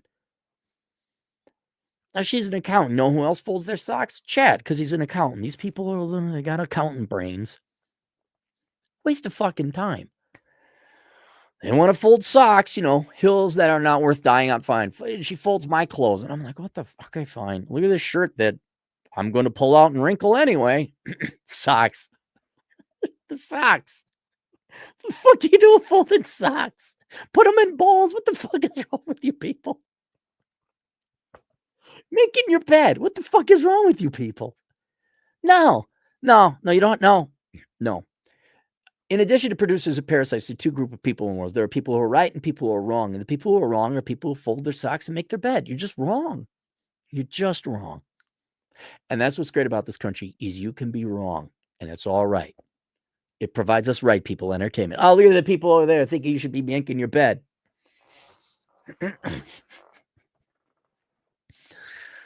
What is the solution to help women control their huge egos? I would argue, going back to my previous theory, is treat them as equals. Let reality happen to them. Stop bailing. The olden day, we have to abandon traditional roles, which women asked for. Okay, fine. I respect that. Women want to be feminists and equals. We will treat you as equals. So I have the saying, no cars, carpentry, or computers. Unless it's the woman you love and she's worthy of it, you never help out a woman with her cars, carpentry, or computers. That's a you problem. Go do it yourself. You just step away and you don't get a student loan bailout for majoring in the liberal arts. That was dumb. Okay, a couple generations of women do that and we don't bail them out. I think women would start to say, whoa, hey, we can't major in dumb shit no more. It's in our best interest to major engineering, accounting, and actually close the wage gap. So you don't do anything. Don't bail them out. Don't help them out. I mean, don't get in their way either. You don't have to teach them. Just let reality happen. That's it. I wouldn't say women necessarily have huge egos. I think they're propagandized. I mean, obviously, because corporations want their money and their cheap labor. Universities want their money and Democrats want their votes. So, and Oprah wanted her money, her book money. So they just told girls lies about how the real world works and they're entitled to everything. And there's great, amazing creatures. And it's just not true.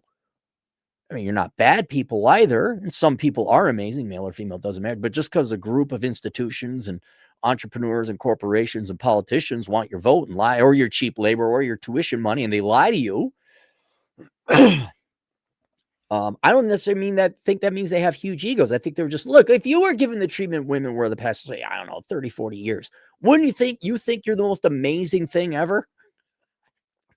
Listen how women describe their female friends. They're amazing. No, they're not. Amazing means you're like the Bell distribution curve and your friend is way the fuck over here. They're like truly amazing. You stand in them and in their presence and you are in awe. You are truly amazed.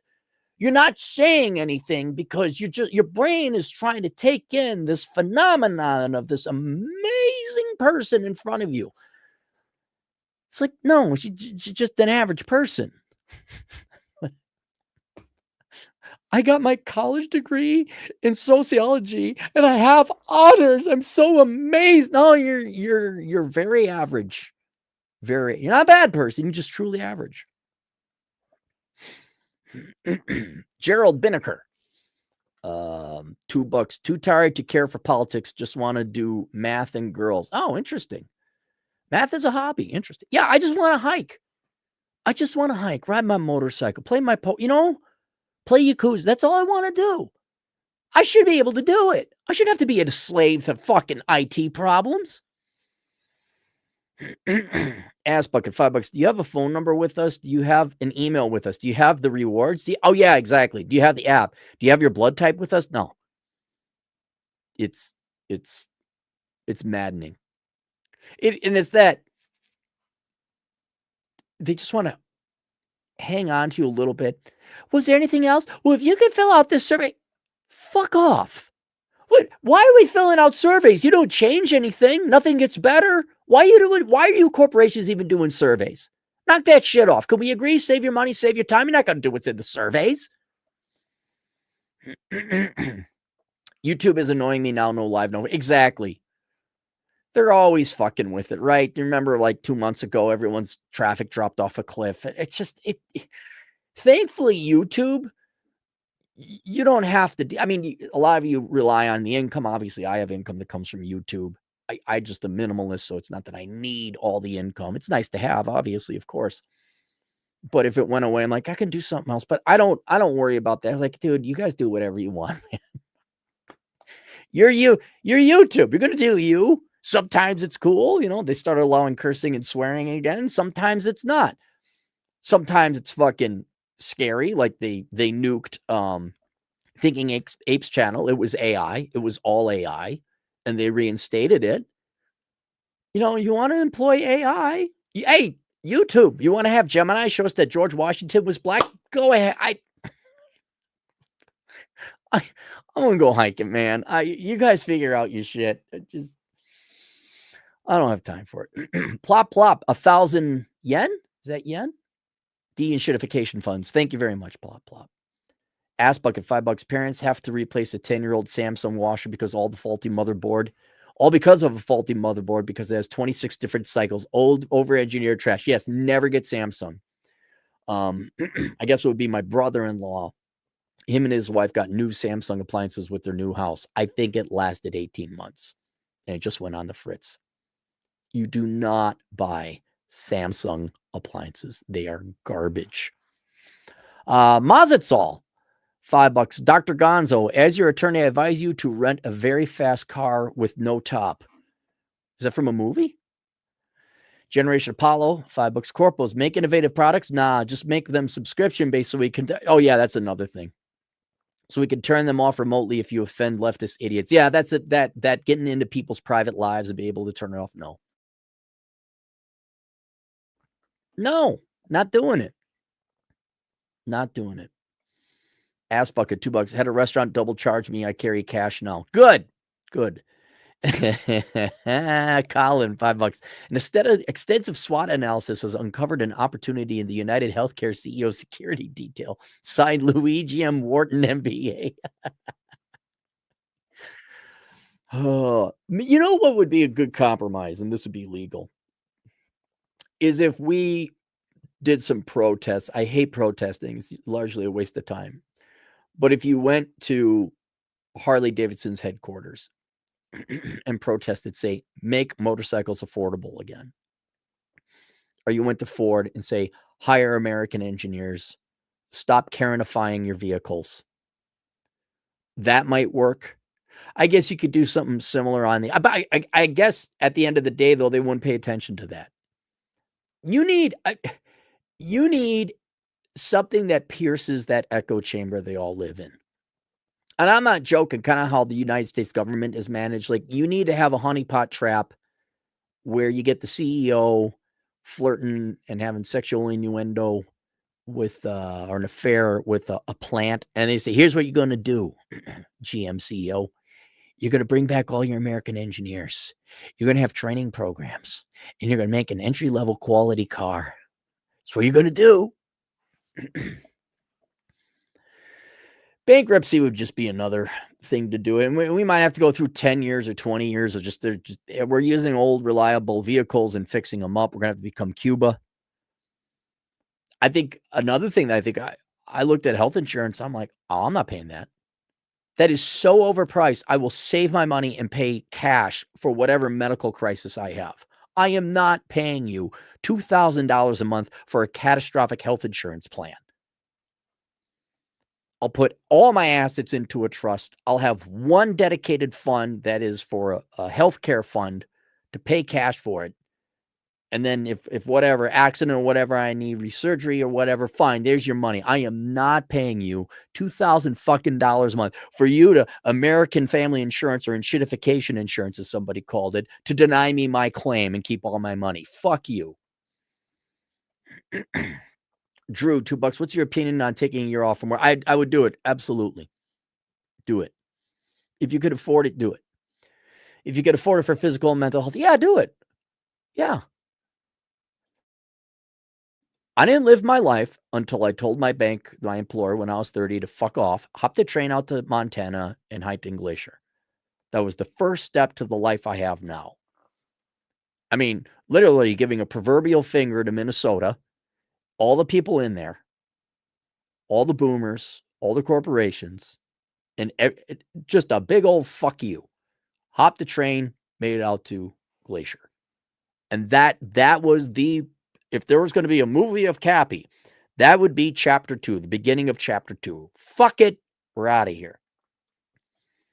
Colin, $5. Emailed you some tips for your Resort Vegas friend a week ago. Also, Microsoft Azure 365 Xbox have a global outage since this video. Yeah, no kidding, huh? So, even though I went through my host and should be able to get my email here in a little bit, they said it would be 90 minutes. I may not be able to access my email because Outlook at Microsoft is down. Dude, Clownfish TV was right. He said there is something wrong with the internet. Something's been going on. He's been noticing some strange things happening. You know what I'm going to do today? I'm going to go to the gym after I have myself a Breve. I'm going to take some of this money, goes to the used truck fund. Going to go to Dutch gym. I'm going to play my Yakuza. I'm going to test the email. And then you know what? What new fuckery is it going to be, right? Oh, you didn't have this updated. What? Then I'm going to call Paul at the Come On Man podcast. Like, Paul, set me up with, let's do Thunderbird email. Let's do it. We're fucking done. Thank you, Colin. Chad Twizzler stroke, $2. There needs to be a license for having kids. Yeah, I think so. You know, who's going to set the rules? See, if it was the Democrats, it'd be no white people can have kids, no straight people can have kids, no rich people can have kids because they hate white people and they hate rich people. But if it was Republicans, it wouldn't even, it'd be like, no, you need to have jobs. You can't have criminal records. No creepy, I like kids shit. Mazatzal, $5 fry. You know the worst thing about being a slave? They make you work, but they don't pay you or let you go. It is. It's a legitimate form of slavery. And it all starts with that lie that we're going to provide, I'm going to sell you this orange, and you bite into it and it's painted cardboard.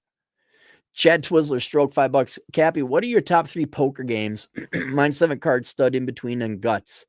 Paid for a lot of my fishing gear with those winnings in college. I've only played 7-card stud of those that you played. I play just regular old Texas Hold'em, and sometimes we play Omaha. There's one called Screw Your Neighbor, where you get 3 cards. You get 3 cards, you pass one to your neighbor, then you got a discard. I think maybe you get 2. Now, I think you get 2, and you take the card you don't like, and you give it to your neighbor. But then your neighbor gives his crap card to you. Drew, $2. Do you think it will look bad on my resume? No. There was a meme going around. Can you explain this gap in your resume? And then the godlike creature standing there. Sorry, I signed an NDA. Dude, there's gaps on everybody's. It's not 1987 anymore. This is not like reliable. No, I wouldn't worry about gaps on resumes.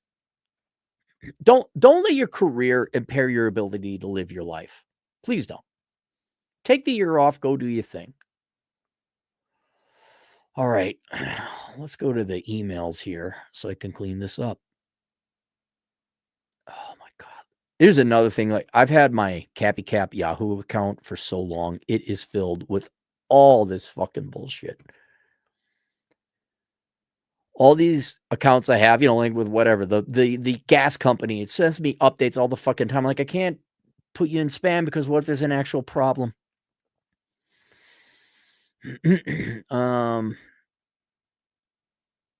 Bear with me.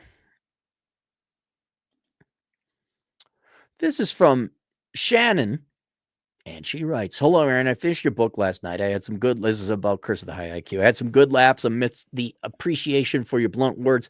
Finally, a book explains that what we go through. I qualified for Mensa when I was 17. The California test on mental maturity ranked me with an IQ of 137 IQ. Not sure if this is still in that league. Well, yeah, 137. You're up there.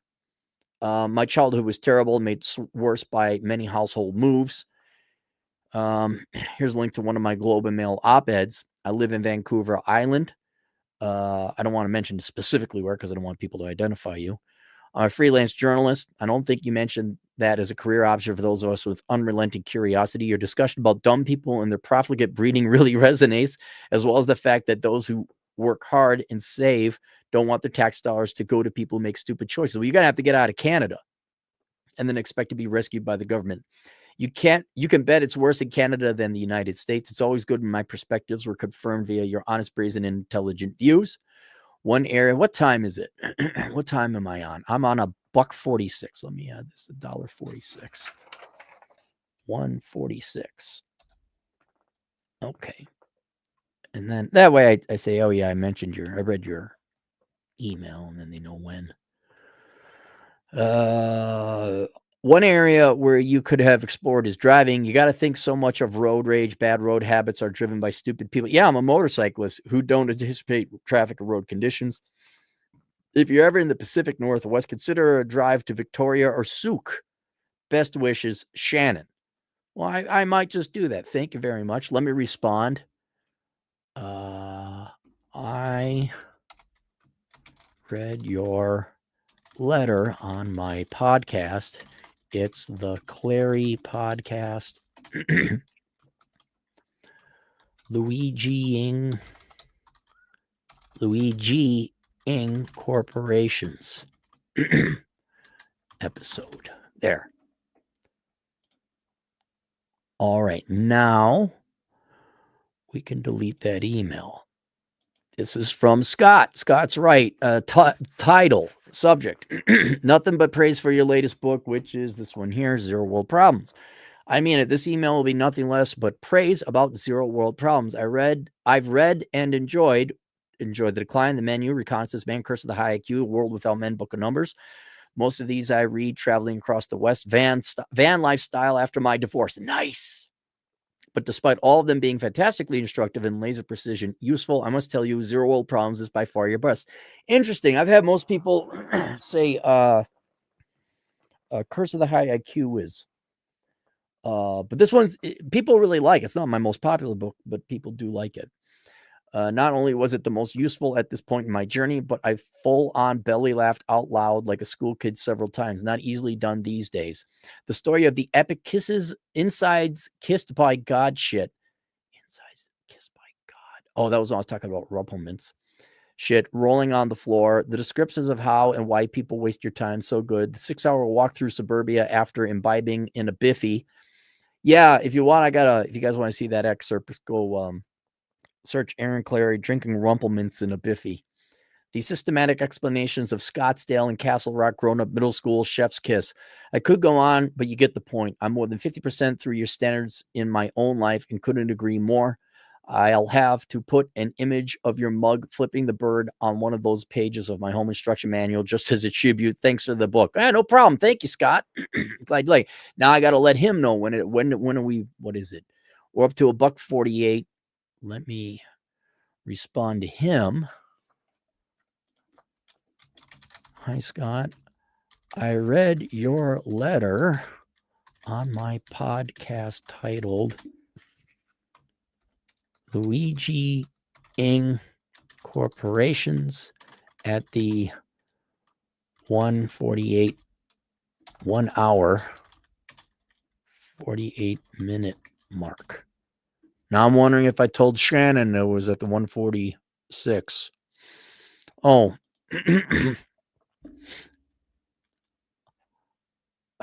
oh, Shannon. Yes, I'm aware.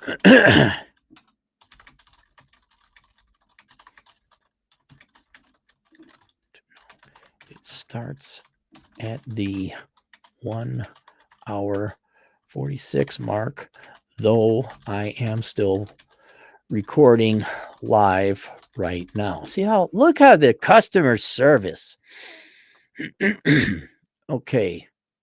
What is this? Oh, okay, that's good. That's good. All right. Boom. I don't need that. Amazon Health. I don't need that. Copyrights. Delete that. Clarity test. Scott. We got that. This is from Ricardo.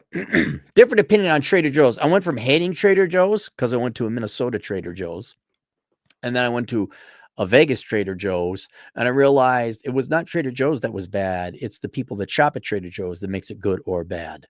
And then I was a big fan of Trader Joe's. Very well run company.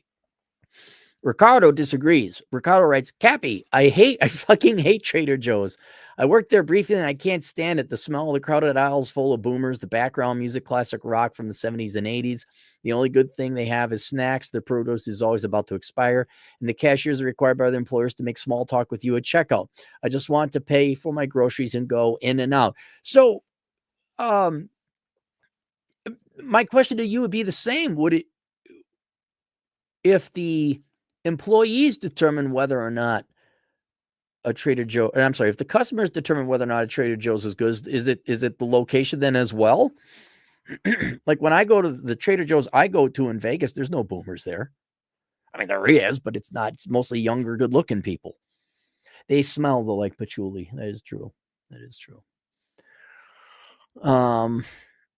I'm afraid if you hit on a girl there, they're like, hey, you want to go out, have sex sometime? And they'd be like, I don't know. Like you just like, they want to be against it. Just like they seem to just flowing through life, kind of the gal with the hippie pants, but not a dedicated hippie with bright colors, just kind of an existing hippie 20-something girl. Like, hey, you want to get, because when you ask girls, you basically just ask them, do you want to have sex? I could see them not being offended as much as this. I don't know. Never mind. Just go watch some more CNN. I believe these stores were designed by retired boomers who watch CNN all day and only go out to get groceries and can't cook to save their lives. Aldi, on the other hand, is a dream. I like Aldi, except they discriminate against white men. Go look it up. Aldi that was my place, man. That was cheap. Good product at a fair price, no bullshit, and self-checkouts that actually work. In and out in 5 minutes. You were 100% correct, sir. I believe all boomer supermarkets like Safeway, Giant, etc. could close down and be replaced with Aldi's. Wondering if you agree or disagree. I agree and disagree. I think it's the specific Trader Joe's you worked at. Plus, and there's nothing wrong. Different companies are not going to jive well with different personalities. You are very, let's go. I'm with you on that. That's, again, why I also like Aldi's and self-checkout lanes. However, when I went to Trader Joe's, I was not impressed with the self-checkout lanes, which they don't have. I was impressed with their prices and, above all else, how quickly people got through the human lines. That fascinated me. And also how it really is the client base that determines whether a Trader Joe's is a place where you're like, oh, this doesn't look like, the Democratic Socialist. It doesn't look like an Antifa convention in here. Versus like, oh, there's some attractive young women in here and people who got their shit together. But yeah, you're right. Aldi's, I do like Aldi's. And yes, it's ironic that Aldi's and Trader Joe's are owned by the same parent companies, but the Aldi business model is far superior. I think they're very different products. And they're smart doing it, right? You used to sell entry-level cars and luxury cars. That doesn't mean the Ford Motor Corporation is bad. They're targeting two distinct demographics. But yeah, no, if you didn't like working there, you didn't like working there. If you didn't like the small talk in the 70s and 80s music would get to me. But I don't recall 70s and 80s music being played at the one I go to. Let me let you know. Reading your letter now. It is Linear Letter now on my podcast. It is titled Luigi-ing Corporations. It's about the 1 minute 51, 1 hour 51 minute mark. There we go. Okay, we got that. Okay, we can delete Ricardo's.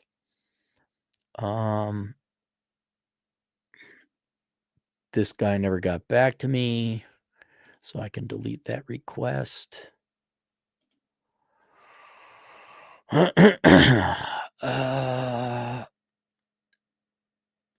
It's from Dana. Hey, Cappy, I never managed to catch your streams live, but I got to chime in here. The last usable version of Windows was Windows 2000, and that's the last one I ever used. I've been using Linux at work and at home for the last 20 years or so. ThinkPads used to be the best laptops for running Linux. That's what I'm running. It's upstairs. At least until IBM sold their division to China several years back. Yes, now it's Lenovo. Now there are a handful of companies making laptops specifically for Linux. I only have experience with 2 of them, System 76 and Framework. Good to know. I had a System 76 laptop for 3 to 4 years as my primary work machine. It was just okay. There weren't a lot of options to configure it how you wanted it. It was awfully pricey, but the company was paying for it, so I didn't care. I was due for an upgrade in the spring and went with a Framework. It's pretty awesome. There were lots of options when building it out, including which ports you want, and everything is easily replaceable. The whole thing could be disassembled with one screwdriver, which they include in the box. Something to check if you're into looking a Linux laptop. I think they recently started making desktops as well. Maybe down the road, I got a supplier. He just goes and he grabs literally out of the dumpster sometimes. He'll grab used computers, and he supplied me with computers the past 15 years. And now that I've switched everything to Linux, it literally did breathe life into my old computers. And so I have kind of a surplus of computers, all of which run Linux. So that's kind of good. So I'm okay for now. And I'm not that much of a geek that I need to tailor my laptops. I just need them for basic stuff. It really is the mouse and the keypad where I want it to be. Is it big enough it works with my hands? I had a Surface one time, just a touch too small. But thank you for that. Solomon. He writes, hello, Cappy. After clearing up some old email folders, I stumbled on this correspondence. I hope all is well. It would be safe to say that the world has changed a lot since 2019, and enjoy the decline has never reigned more true in my living memory. In the years since, he was a client? So he was a client 6 years ago. In the years since, I was able to score a job in M&A consulting at another Big Four firm. Okay, so I can't read this because how many people are named Solomon? Let me make sure it's all good and happy. Shit.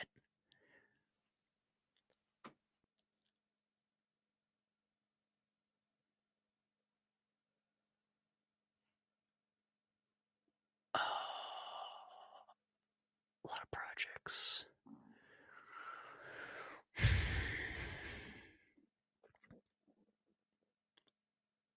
Bear with me, gentlemen and ladies.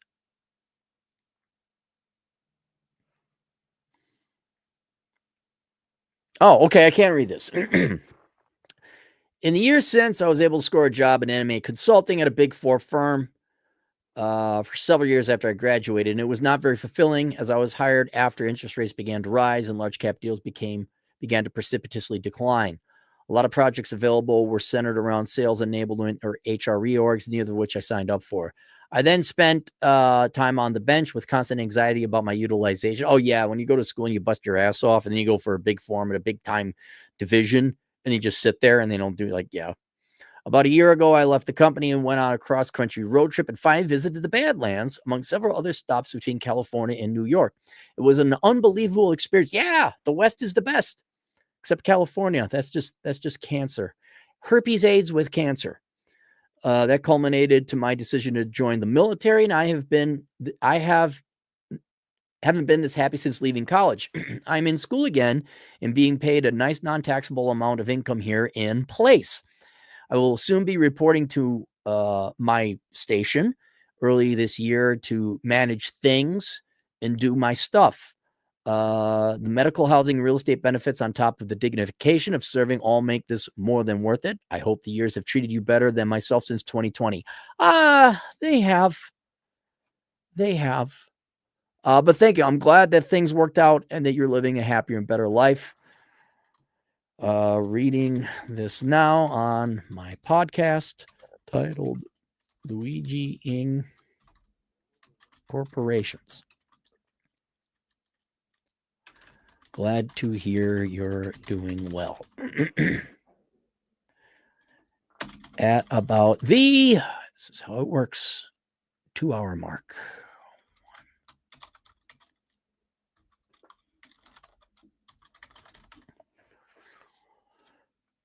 Perfect. Got that done. Bada boom, bada da da da da. Amazon did that. Dropbox this. Google Console search that. Registered agent. I think we all got it. Oh my God, look at that. We are caught up.